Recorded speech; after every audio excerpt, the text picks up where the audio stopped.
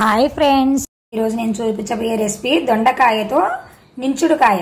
మా అమ్మ చేస్తూ ఉండింది, మాకు చాలా ఇష్టం అండి. దొండకాయను జస్ట్ ఇట్లా ఘాటు పెట్టుకోవాలి. దీంట్లోకి మనము మసాలా తయారు చేసుకోవాలి. దానికి ఏమేం కావాలి అంటే పచ్చి కొబ్బరి ముక్కలు, తగినంత సాల్ట్, మీ కారానికి తగినట్లుగా ఎక్కువ కారం తినాలనుకుంటే ఎక్కువ వేసుకోండి, తక్కువ తినాలనుకుంటే తక్కువ వేసుకోండి. కారము, కొన్ని వేయించిన వేరుశనగ పప్పు పొట్టు తీసుకున్నట్టువి, వీటిని మిక్సీ పట్టుకోవాలి. ఇలాగ కొంచెం మిక్సీ పట్టుకున్నాక కొంచెం వాటర్ వేసుకోవాలి. వాటర్ వేసుకొని మళ్ళీ ఒకసారి మిక్సీ పట్టుకోవాలి. ఇలాగ మెత్తగా వేసుకున్న తర్వాత కొన్ని ఆనియన్స్ వేసుకుంటున్నా. నా దగ్గర కొంచెమే మాకిద్దరికే కాబట్టి కొన్ని మాత్రమే ఆనియన్స్ వేస్తున్నాను. దీన్ని కొంచెం జస్ట్ కచ్చాపచ్చాగా వేసుకోవాలి.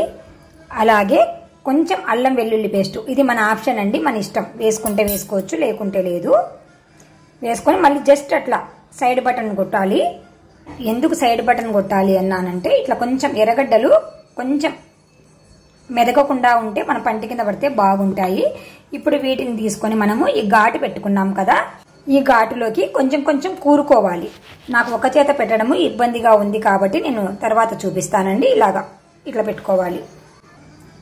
ఇలా అన్ని పెట్టుకున్న తర్వాత ఇవన్నీ ఒక సైడ్కి పెట్టుకున్నాను. ఈ మిగిలిన కారాన్ని కూడా ఈ కప్పులోనే పెట్టుకుంటున్నాను. ఈ కప్పును వచ్చేసి నేను కుక్కర్ గిన్నెలో పెడదాం అనుకుంటున్నాను. కుక్కర్ గిన్నెలో పెడతాం కాబట్టి ఈ కారం కూడా మగ్గుతుంది మనకు, కాబట్టి ఇటు సైడ్ పెట్టుకొని ఉంటే మగ్గుతుందండి.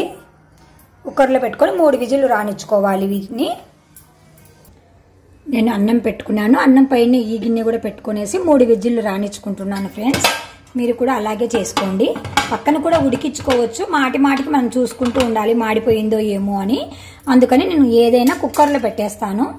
ఇలాగా 3 విజిల్లు రానిచ్చుకున్న తర్వాత తీసి మనము పొయ్యి మీద బాండి పెట్టుకొని, బాండీలో ఒక పెద్ద స్పూన్ ఆయిల్ వేసుకున్నాను. ఆయిల్ వేసుకొని వెలిగించి పోపు వేసుకోవాలి. ఆవాలు, మినపప్పు, కొద్దిగా వాము, కొద్దిగా జీలకర్ర, వీటిని బాగా వేగనివ్వాలి. కొద్దిగా కరివేపాకు, ముందుగా ఉడికించి పెట్టుకున్నాం కదా, ఈ దొండకాయలను తీసి ఇందులో వేసుకోవాలి. ఇలాగ వేసుకున్నాక ఒక మారిలా కలుపుకోవాలి. ఈ ఆయిల్ అంతా దొండకాయ ముక్కలకి పడుతుంది. అంతే ఫ్రెండ్స్, చాలా సింపుల్గా, చాలా ఈజీగా మన దొండకాయ నించుడుకాయ మనము తయారు చేసుకుంటున్నాము. మా అమ్మ గుర్తుకొస్తుంది, మా అమ్మకు చాలా ఇష్టం అండి ఇది. ఇప్పుడు ఈ ముక్కలన్నీ తీసి మనము ముందుగా మనం ఉడికించి పెట్టుకున్నాం కదా, ఇందులోనే వేసేసుకోవచ్చు. ఎందుకంటే ఈ కారం ఉడికింది కదా ఆల్రెడీ, దీనికి కొంచెం పోపు వేసుకోవాలి అంతే. ఇప్పుడు దీంట్లో ఉన్న పోపే దానికి సరిపోతుంది అన్నమాట. ఇది అన్నంలోకి కానీ, చపాతీలోకి కానీ, జొన్న రొట్టెలోకి కానీ అన్నిట్లోకి బాగుంటుంది ఫ్రెండ్స్. ఈ పోపును ఇలా పైన కొంచెం జస్ట్ అలాగా, ఆల్రెడీ ఉడికినది కాబట్టి. లేదు అంటే ఈ మిరప్పొడిని కూడా, ఈ మసాలాను కూడా మనము ఇలాగా తీసి దీంట్లో వేసి ఒక మారిలా కలబెట్టుకోవచ్చు. మన ఇష్టం ఫ్రెండ్స్, అది ఎలాగైనా చేసుకోవచ్చు. ఆల్రెడీ మగ్గినదే కాబట్టి నేను అలా చేశాను. తప్పకుండా మీకు ఎలా వచ్చిందో మాకు ఎప్పటికప్పుడు కామెంట్ రూపంలో తెలియజేస్తూ ఉండండి ఫ్రెండ్స్. ఓకేనా ఫ్రెండ్స్? By bye friends.